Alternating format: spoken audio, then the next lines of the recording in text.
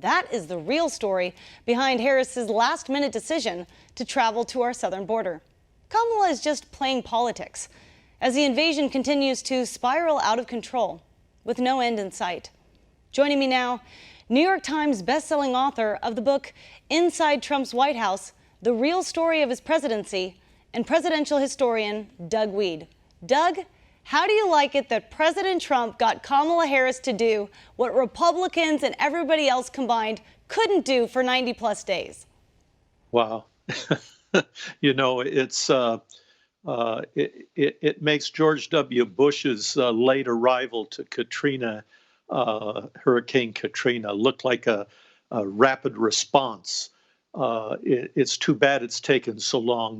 The biggest problem from this delay is the message it sends to the human traffickers. A country like Honduras, for example, their number one source of income is drugs. A few years ago, the vice president of the country was arrested trying to come into Miami with drugs. That's number one. Number two, their second source of income are remittances. And what's happening now, Natalie, these remittances are being sent to the drug cartels, not to the families in Honduras, because the cartel helped get them in the United States. They want to be paid back, and they hold these families in Honduras hostage until those workers in the United States pay them back. It's a great human tragedy.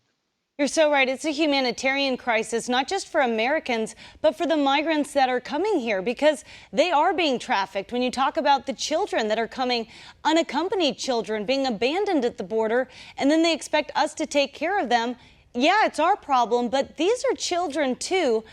What kind of hope is there? Because even after Kamala Harris's trip, Guatemala and Mexico are saying, you know what, we want you to house our traffickers. We want you to house all our criminals. We just want to send them back to you.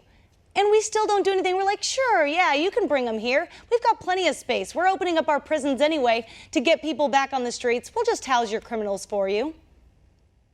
Yeah, you know, Natalie, you hit it right when you talk about the human tragedy involved here. Just a few years ago, they were attacking Donald Trump. The news media was pontificating. Some Republicans were pontificating, saying they kept using the language, you're ripping these babies out of their mother's arms and putting them in cages, which were built by the Obama administration that they had used.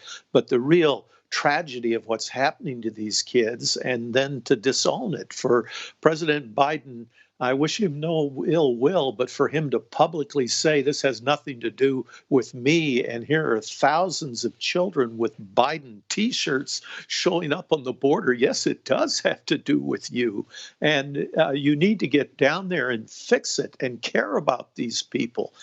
This same tragedy was occurring in the 1970s, and they were from Southeast Asia. They were refugees from communism and the fall of Vietnam. I started an organization called the Save the Refugees, and Joe Biden, who was a senator back then, was opposing it because they were afraid these Asians were going to become Republicans. So it's so political. It's, will you vote for me? If you will, I'll let you in. Wow. Meanwhile, you've got little children down there. They're not in cages. They're in the open desert in the scorching heat without water bottles and sometimes without clothes. It's a real humanitarian nightmare.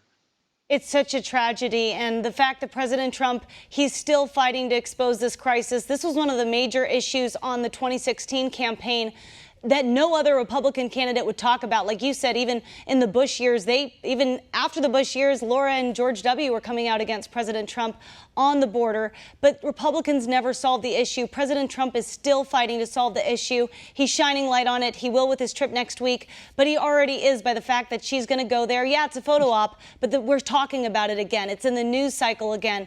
That is a victory. Doug, we'll look forward to seeing you again soon. Thank you for all you do to keep exposing the truth. We have to do it. Thank you too, Natalie. Thank you. God bless you.